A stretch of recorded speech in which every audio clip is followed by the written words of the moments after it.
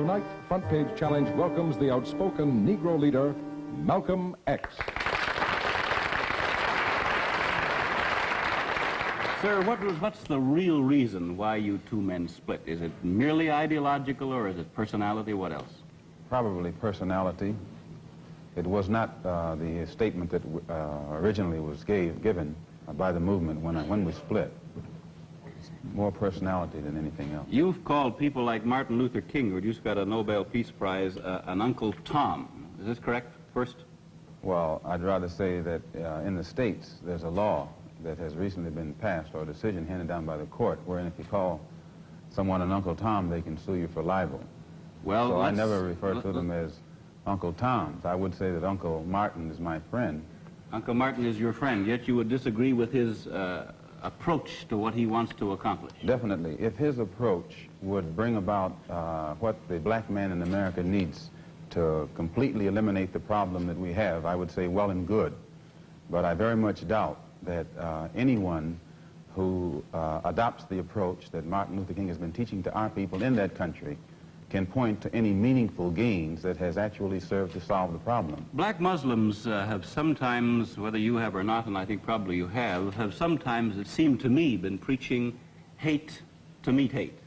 I don't advocate any kind of hate. But there's a lot of talk that sounds very much like it. No, I think that the guilt complex of the American white man is so profound until when you begin to analyze the real condition of the black man in America, instead of the American white man eliminating the causes that create that condition, he tries to cover it up by accusing his accusers of teaching hate.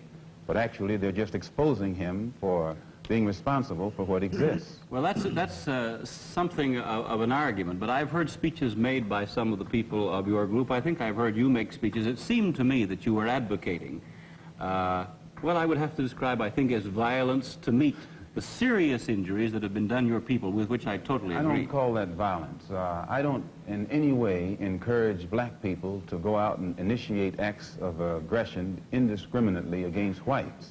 But I do believe that the black man in the United States, and any human being, anywhere, is well within his right to do whatever is necessary, by any means necessary, to protect his life and property, especially in a country where the federal government itself has proven that it is either unable or unwilling to protect the lives and property of those human beings. Just before Pierre takes it, you've got a pretty good fighter in the world's heavyweight champion lined up with you to help out. Yes, Pierre.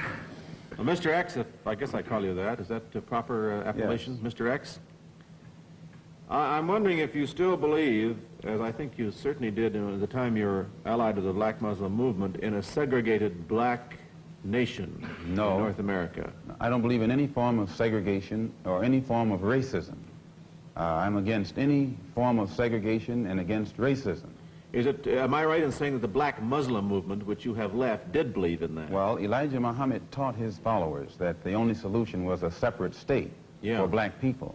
And as long as I thought he genuinely believed that himself, I believed in him and believed in his solution. But when I began to doubt that he himself believed that that was feasible, and I saw no kind of action designed to bring it into existence or bring it about, then I turned in a different direction. Are you still a Muslim yourself? Oh, yes. I'm a Muslim. I believe in the religion of Islam, which believes in brotherhood, complete brotherhood of all people.